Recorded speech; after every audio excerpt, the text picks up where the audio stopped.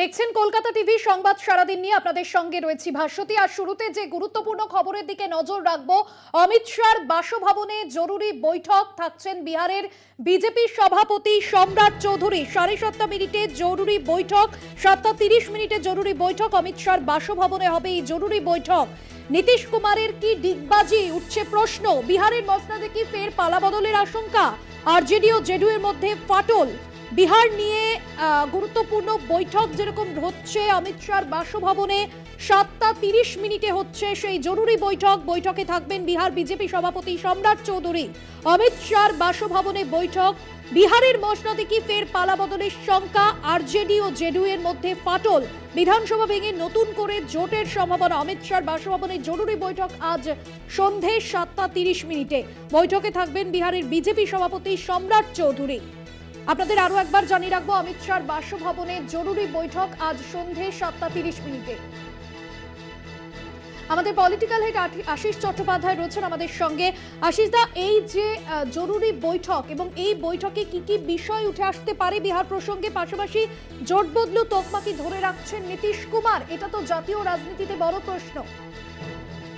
দেখো, বিহারে যে একটা রাজনৈতিক উথাল পাথাল শুরু হয়েছে সে বিষয়ে এখন তেমন একটা সন্দেহ নেই, কেননা চারদিক থেকে যখন এই কথা উঠছে যে নীতিশ কুমার জোট সরকার ত্যাগ করতে উদ্যোগ নিচ্ছেন, তখন নীতিশ কুমার বা জেডিইউ পক্ষ থেকে সেটাকে অস্বীকার করা হচ্ছে না, অনেকক্ষণ ধরে অস্বীকার করা হচ্ছে না।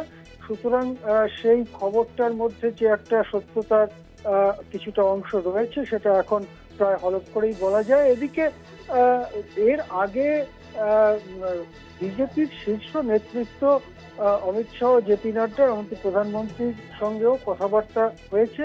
আজকে অমিত শাহর বাড়িতে জরুরি বৈঠক ডাকা হয়েছে, 7টা সাড়ে 7টায় সেই বৈঠক হবার কথা, এবং সেখানে বিজেপির বিহার রাজ্যের সভাপতি এবং বিজেপি যে পর্যবেক্ষক বিহার দেখার জন্য তারা সেই বৈঠকে উপস্থিত থাকবেন, এবং সেখানে যে রাজনৈতিক সম্ভাবনাগুলো রয়েছে সেই সম্ভাবনাগুলো খতিয়ে দেখা হবে যে যদি নীতিশ কুমার আরজেডির সঙ্গ ত্যাগ করেন তাহলে কি হতে পারে, এবং সেক্ষেত্রে বিজেপি সরকার করতে পারে কিনা সেই সম্ভাবনাগুলো খতিয়ে দেখা হবে। বাসতে আমি তোমাকে জানিয়ে রাখি যে 2020 সালে যে নির্বাচন হয়েছিল সেই নির্বাচনে আরজেডি 75টা আসন পেয়েছিল, বিজেপি 74টা আসন পেয়েছিল, জনতা দল ইউনাইটেড 43টা আসন পেয়েছিল, কংগ্রেস 19টা পেয়েছিল, বামপন্থীরা 16টা আসন পেয়েছিল এবং অন্যান্যরা কয়েকটা আসন পেয়েছিল।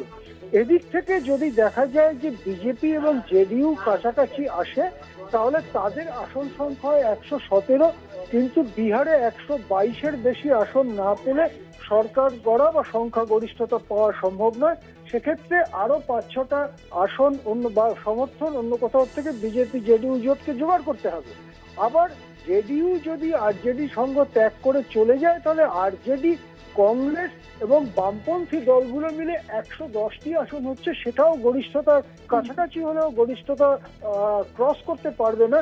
সেক্ষেত্রে আরজেডি, কংগ্রেস, বামপন্থীদের আরো 12-14টা আসনে মানে সমর্থন জোগাড় করতে হবে যদি নতুন করে সরকার গড়তে হয়। অর্থাৎ যদি জেডিইউ আরজেডি ছেড়ে চলে যায় তাহলে এমন একটা পরিস্থিতি হবে যেখানে কোনো পক্ষেরই স্পষ্ট গরিষ্ঠতা থাকবে না এবং কিছুটা দল ভাঙানো, টানাটানি এই সমস্ত সৃষ্টি হবে। বিহারে যেহেতু অল ইন্ডিয়া এমআইএম যেটাকে বলা হয় মিম বলে যে পার্টি, মূলত মুসলিমদের পার্টি, তাদের 5টি আসন আছে।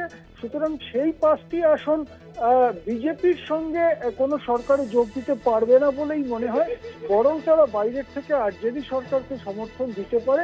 সেই দিক থেকে আরজেডির সম্ভাবনাও রয়েছে কংগ্রেসকে নিয়ে এবং বামপন্থীদের নিয়ে সরকার গড়া। সব মিলিয়ে বিহারের ব্যাপারটা অত্যন্ত গোলমেলে অবস্থায় দাঁড়িয়েছে। আজকে 7:30-8টায় যে বৈঠক ডাকা হয়েছে অমিত শাহ উপস্থিতিতে দিল্লিতে, সেই বৈঠকের পরে চিত্রটা আরেকটু পরিষ্কার হবে এবং ইতিমধ্যে লালু প্রসাদ যাদব তার দলের বৈঠক ডেকেছেন, সেখানেও পরিস্থিতি নিয়ে আলাপ আলোচনা হবে। বিহারে কিন্তু একটা রাজনৈতিক টালমাটাল বা রাজনৈতিক পালাবদলের সামনে বিহার রাজ্য দাঁড়িয়ে আছে। এবং যদি মুখ্যমন্ত্রী পদ থেকে পদত্যাগ করেন নীতিশ কুমার এবং কেউ যদি গরিষ্ঠতা পেয়ে সরকার না গড়তে পারে, সেক্ষেত্রে বিধানসভা ভেঙে দেবার সুপারিশ করতে পারেন রাজ্যপালকে। রাজ্যপাল যদি কেন্দ্রের কথা শুনে চলবে এটা আশা করা যায়। সেক্ষেত্রে যদি বিধানসভা ভেঙে দেওয়া হয় বিহারে, তাহলে লোকসভার সঙ্গে সাইমালটেনিয়াস ইলেকশন, লোকসভার সঙ্গে একই সময়ে নির্বাচন হতে পারে বিহারে, এবং সেখানে কিন্তু সামান্য হলেও অ্যাডভান্টেজে থাকবে এনডিএ এবং জেডিইউ জোট। এইরকম একটা রাজনৈতিক পরিস্থিতির মধ্যে কিন্তু বিহার এই মুহূর্তে দাঁড়িয়ে আছে। ভাষণ একদমই ধন্যবাদ জানাবো আশিস দা। আশিস চট্টোপাধ্যায় আমাদের পলিটিক্যাল এডিটর ছিলেন সঙ্গে।